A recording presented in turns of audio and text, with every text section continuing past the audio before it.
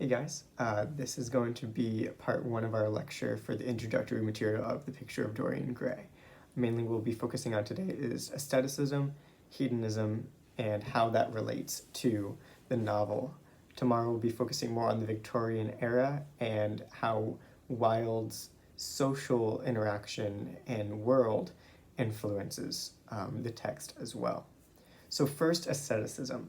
Aestheticism came to rise mainly in that Victorian era, mid-1800s, and waned into the early 1900s. So 19th century up into the early 20th century.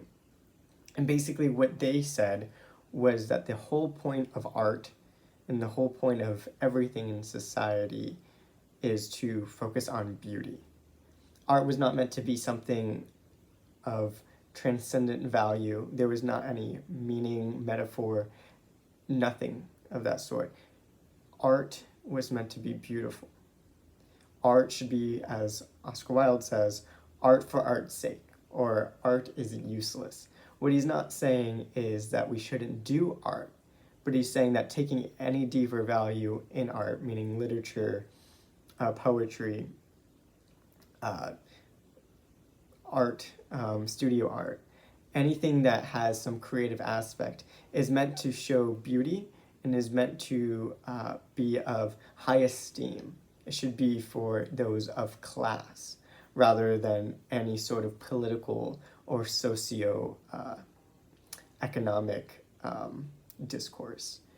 One thing that you should know about Oscar Wilde's Picture of Dorian Gray is this is a great example of the aesthetic movement. Much of what you're going to see in this is an artist, and you're going to see a young man, Dorian, and how this idea of aestheticism, of pure beauty, influences the hedonistic lifestyle that Wilde often lived. You have to know about Oscar Wilde, and we'll go more into it tomorrow. But Wilde was an aesthete, meaning he believed in the aesthetic movement, as well as he indulged in a lot of hedonistic activities. So what is hedonism? Hedonism is this idea that the whole point of life is to pursue pleasure, sensuality, and self-indulgence. It seems a bit selfish, which it is. And mainly what they believed was we're on this life for a short amount of time. Therefore, what we should focus on is getting the most amount of pleasure possible at the expense of anyone else. What we'll see in the novel is Dorian and Basil. Basil is this artist who believes in the aesthetic movement. He sees Dorian, who is a young man, and he asks to paint Dorian. Dorian goes, sure, he's naive at this moment, and then gets complimented by Basil constantly. And then we have the philosopher character. And what he does is he talks to Dorian and goes, hey, you're beautiful. Why don't you take advantage of that? Why don't you capitalize on your beauty?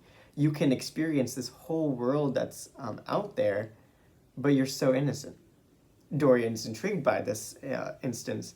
And so what he does is he then goes and pursues this hedonistic lifestyle. So what is Wilde saying in this novel at this point? We'll continue on and figure out what happens to Dorian. But basically what he's saying is that when pursuing pleasure, it slowly eats at you, and it causes your internal life and your morality and your ethics to collapse. Although on the outside you may look perfect because you're beautiful, right? Aestheticism. Your internal morality collapses. All of a sudden you are taking advantage of situations and taking advantage of people for the sake of your own personal pleasure. So that's what we're going to be talking about throughout the novel. How does hedonism and aestheticism play together, and what is Wilde's message to the reader?